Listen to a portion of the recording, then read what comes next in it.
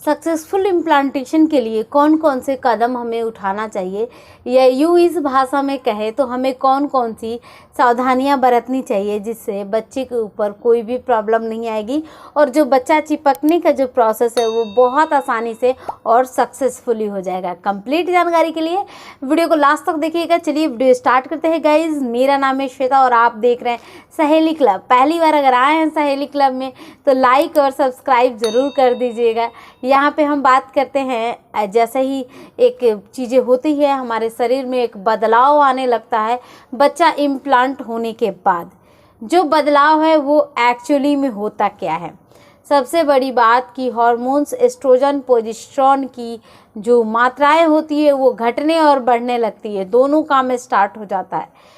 इस दौरान हमारा शरीर कंफ्यूज ज़रूर हो जाता है क्योंकि कभी किसी चीज़ के लक्षण आ रहे हैं, कभी किसी चीज़ के लक्षण आ रहे हैं, इन सब के बीच में।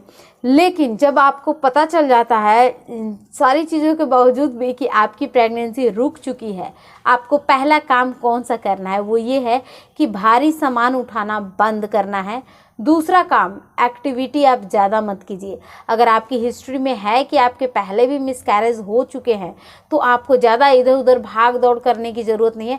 अब आप घर में रहना स्टार्ट कर दीजिए। अगर आप जॉब करती हैं तो जॉब से कुछ टाइम के लिए आप छुट्टी लीजिए।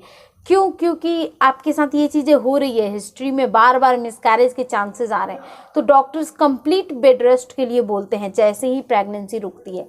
तीसरा आपको काम क्या करना है, ये चीज़ें है कि अपने घर में जो सीढ़ियाँ हैं सीढ़ियों को कम चढ़िए और ठंडी चीज़ों को खाना अवॉइड कीजिए।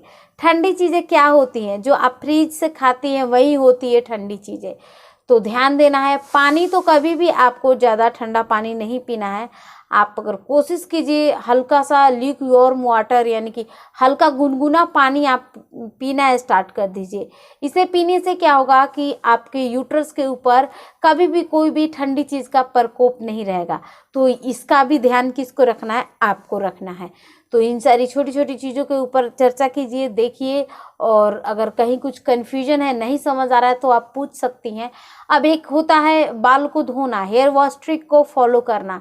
तो इस दौरान आपको बाल को बिल्कुल भी नहीं धोना है।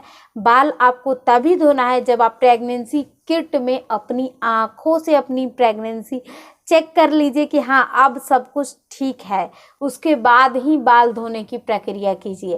पहले बाल नहीं धोया जाता है क्योंकि आप लोगों को ऑलरेडी पता है कि जैसे ही आपका सर कोल्ड पड़ता है डायरेक्टली यूट्रस कोल्ड होना, आपके पैरों के फिट कोल्ड होना, ये सब कुछ ओवरऑल पूरी बॉडी में कोल्डनेस या ठंडा लगने के चांसेस हो जाते हैं।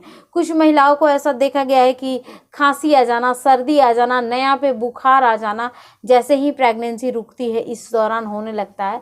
तो इसलिए अपने शरीर को बचाइए इस हिसाब से और खुद को एक चीज़ से हर चीज़ के लिए अलाउ मत कीजिए कि अभी इनकेस आपकी प्रेगनेंसी अभी अभी रुकी है, आप ये काम भी कर ले रही हैं, वो भी कर ले रही हैं, इधर का भी देख लिया, ऐसा मत कीजिए। आपको रेस्ट करने की ज़रूरत है क्योंकि काम तो बाद में भी होते रहेगा और काम कभी घर का ख़त्म नहीं होता है। इतना तो आप लोग को अब तक पता चल गया होगा। थैंक्स फॉर वॉचिंग गाइस, मिलती हूँ नेक्स्ट वीडियो में, तब तक के लिए बाय बाय, टेक केयर।